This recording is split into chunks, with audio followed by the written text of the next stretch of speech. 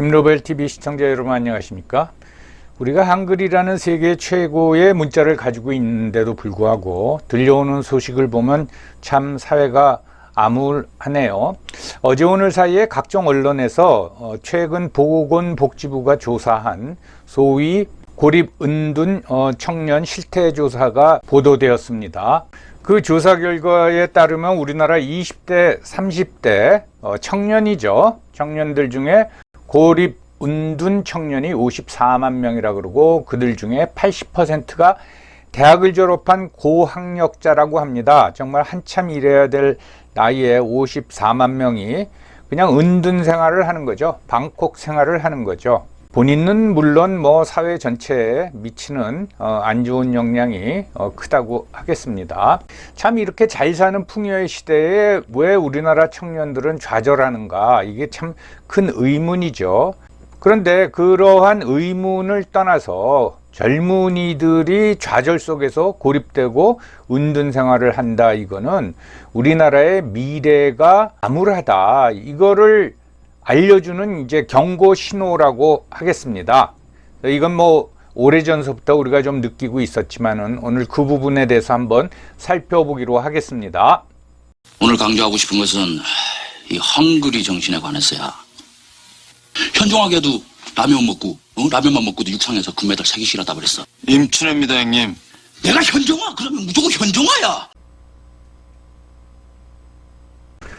고립 은둔 청년, 이 같은 부류의 청년들을 일본에서는 오래전서부터 히키코모리라고 이제 불렀죠. 근데 우리가 일본 말을 그대로 가져다 쓸 수가 없으니까 고립 은둔 청년이란 용어를 만들어서 쓰고 있는 것 같습니다. 금년 7월에서 8월 사이에 보건복지부가 전국의 19세에서 39세 청년들 중에서 총 21,360명을 대상으로 이제 조사를 했습니다. 이 정도 되면 굉장히 대규모 조사입니다. 저는 이 조사 발표 결과를 보면서 정부가 이제 본격적으로 관심을 가지고 조사를 시작했구나, 분석을 시작했구나 라는 생각이 들어서 좀 이제 안심이 되고요. 이게 데이터가 굉장히 방대할 겁니다. 그래서 그 원데이터를 제가 보진 못했지만은 그 원데이터를 활용해서 여러 학자들이 후속 연구를 진행했으면 하는 바람이 들고, 당연히 그런 후속 연구를 보건복지부가 지원해 줘야겠죠. 그 결과를 보면은 고립은둔 청년이 약 54만 명이라고 합니다. 그 연령대의 인구가 1370만 명입니다. 그러니까 동일 연령대의 약 4%가 고립은둔 청년이라는 거죠. 그러면 얼핏 생각하면 100명 중에 4명이면 별거 아니네 라고 생각하실지 모르지만 이거 굉장히 심각한 겁니다, 여러분. 그래서 그 54만 명 되는 고립 은둔 청년을 들여다봤더니 25세에서 29세 사이가 37%를 차지하고 30세에서 34세 사이가 32.4%를 차지한다라는 겁니다. 그러니까 고립 은둔 청년 54만 명 중에서 약 70%가 25세에서 34세 사이라는 거예요. 그러면 25세에서 34세면은 사회 초년병으로 정말 물불 안 가리고 일하면서 많은 그 업무 관련 지식을 습득해야 될 나이인데, 이들은 사회 활동을 하지 않고 쉽게 말하면 집에 방콕하고 살고 있다라는 겁니다. 그리고 그 성비를 보니까 여성이 72.3%고 남성이 27.7%라고 합니다. 그러니까 여성이 한 2배 반 정도 더 많죠. 저는 이거 충분히 이해가 갑니다. 사회생활을 하다 보면은 여성들이 느끼는 거, 실질적으로 그러던 안 그러던 여성 입장에서 느끼는 어떤 부당한 대우나 차별, 어떤 심지어 성희롱, 성추행, 그런데 이제 노출되기가 쉬우니까 거기에 염증을 느끼고 고립 은둔 청년으로 돌아서는 비중이 더 높다. 그건 이제 충분히 이해가 가고요. 대졸이 75.4%, 4분의 3가량이 대졸이라는 거예요. 비싼 돈 내고 4년, 5년 동안 학교를 다니고 사회로 진출하지 않고 있다는 겁니다. 정말 안타까운 일이라고 하겠습니다. 그래서 그러면 그들한테 왜 고립 은둔 생활을 택했느냐, 그 이유를 물어보니까 뭐 여러 이유가 나오는데 제일 큰 이유가 취업에 실패했다. 이게 이제 24.1%인데 취업에 실패했다라는 건 내가 마음에 드는 직장을 구하지 못했다라는 뜻도 있고 회사를 다니다가 그만뒀다 그런 것도 있겠죠. 근데 한편으로 생각하면 요즘 젊은이들이 너무 당연하긴 하지만은 여러분 그들이 바라는 직장이라는 건 고소득의 워라밸이 보장돼야 됩니다. 근데 사실 우리가 뭐 워라밸 뭐 그렇게 흔히 떠들지만 소득도 높고 워라밸도 보장해주는 직장이 대한민국에 그렇게 많지가 않습니다. 그럼 이제 두 번째 이유는 대인관계가 이제 어렵다라는 거죠. 23.5%입니다. 저는 이것도 이해가 갑니다. 저도 뭐 오랫동안 직장 생활을 했는데 월급쟁이 생활을 했지만 다양한 데서 정말 대인관계가 어렵습니다. 근데 이게 우리나라뿐만 아니라 뭐 직장이라는 게 다양한 배경을 가진 사람들이 모여가지고 어떤 그 조직의 목표를 위해서 일하다 보면은 참 어려운 일이 많이 생기죠. 근데 그거가 싫다. 그걸 못 건디겠다. 라고 해서 고립 은둔 생활을 채택한 사람이 23.5%다 이 말입니다. 그래서 지금 그러한 이제 고립 은둔 생활을 하는데 가장 힘든 게 뭐냐? 이건 뭐 심리적인 거죠. 그렇게 물어봤더니 이건 이제 복수로 대답하게 한 모양입니다. 대답한 사람의 66.3%, 3분의 2가량이 미래와 희망이 없는 게 너무 힘들다. 너무 당연한 얘기죠. 먹고 살려면 벌이가 있어야 되는데 그게 안 되고 혼자 고립된 생활을 하니까 희망도 안 보이고 미래도 없어 이제 보이는 거죠. 그리고 또 하나는 이제 타인의 시선이라는 거예요. 야, 뭐 멀쩡한 애가 대학 나오고서는 왜 집에만 있느냐, 백수 생활을 하느냐, 뭐 이런 타인의 시선. 그게 힘들다. 그게 이제 62%를 차지하고 있습니다. 이건 뭐 충분히 이해가 가는데 당연히 이제 조사 대상자들한테 그래서 요즘의 삶이 어떠냐?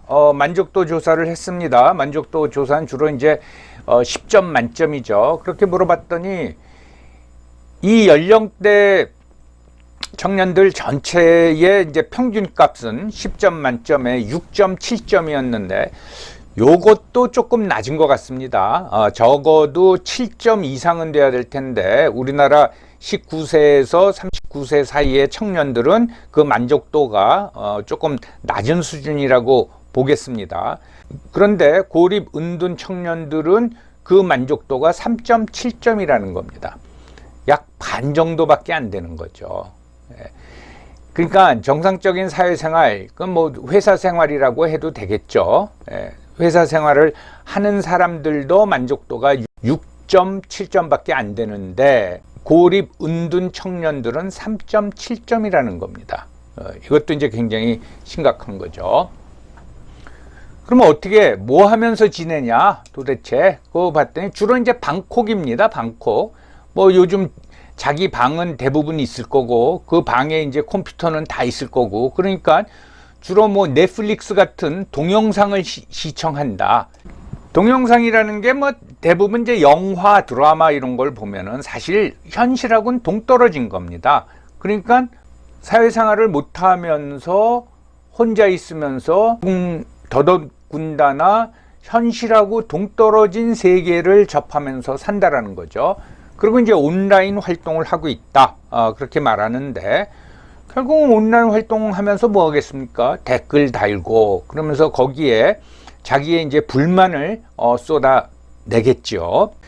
그리고 또 이들은 뭐 계속 고립 은둔 생활만 한 게 아니라 이들 중에는 일상 복귀, 그러니까 사회생활 복귀를 시도했다가 다시 돌아온 사람들이 45.6%입니다. 그러니까 한 반 정도가 이러지 말아야지 하고 다시 뭐 취업을 시도했다던가 또는 취업을 했다가 금방 고립 은둔 생활로 다시 돌아왔다라는 거죠. 지금 그 상태로 계속 살 수가 없으니까 가장 원하는 지원이 뭐냐? 이것도 이제 복수 응답을 하게 한 것 같습니다. 경제적 지원이 필요하다. 이게 88.7% 그러니까 거의 다 경제적 지원이 필요하다라고 답변을 했고, 또 일자리를 제공해 달라, 그러니까 나 취직시켜 달라, 그게 82.2%, 그리고 혼자 하는 활동을 지원해 달라, 이게 81.7%입니다. 저는 이걸 보면서 조금 비판적으로 이거는 좀 얘기를 해야겠다라는 생각이 들었습니다. 좀 황당하지요. 뭐냐? 경제적 지원을 해달라. 그러니까 내 생활비하고 용돈을 지원해 달라, 그 얘기죠. 그리고 일자리 제공해 달라.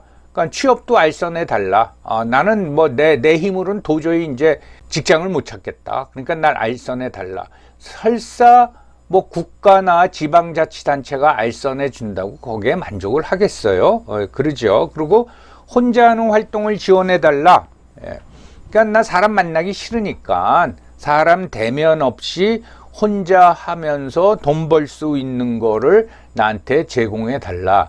이건 너무 일방적이고 자기중심적인 의견이 아닌가. 이러한 의식을 가지고 사회 활동을 제대로 할 수 있을까? 그런 이제 비판적인 생각이 듭니다. 그리고 굉장히 의존적입니다. 이거는. 그래가지고야 사회에 복귀해도 적응하기가 굉장히 힘들고, 그러니까 갔다가 다시 고립 은둔 생활로 다시 돌아오는 거죠. 히키코모리 일본 사례를 보겠습니다. 이건 굉장히 오래됐습니다.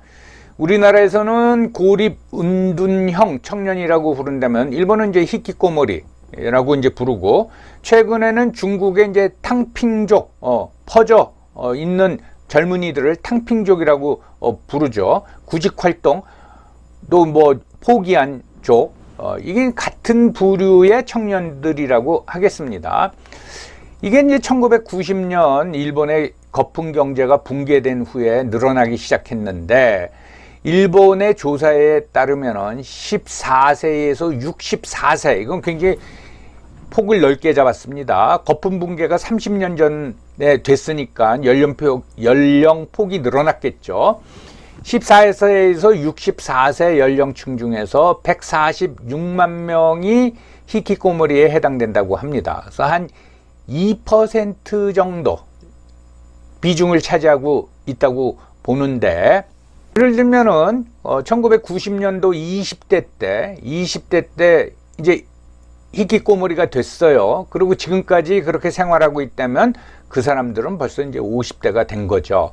그래서 어떻게 그동안 생활했느냐? 뭐 대부분은 아니고 일부 보면은 부모하고 같이 살면서 이제 캥거루족이 되고, 부모는 또 연령층이 높아졌을 거 아닙니까? 70대, 80대. 그러니까 부모가 받는 연금을 나눠 쓰면서 사는 거죠. 그러니까 생활 수준이 그렇게 높을 수가 없다고 보겠습니다.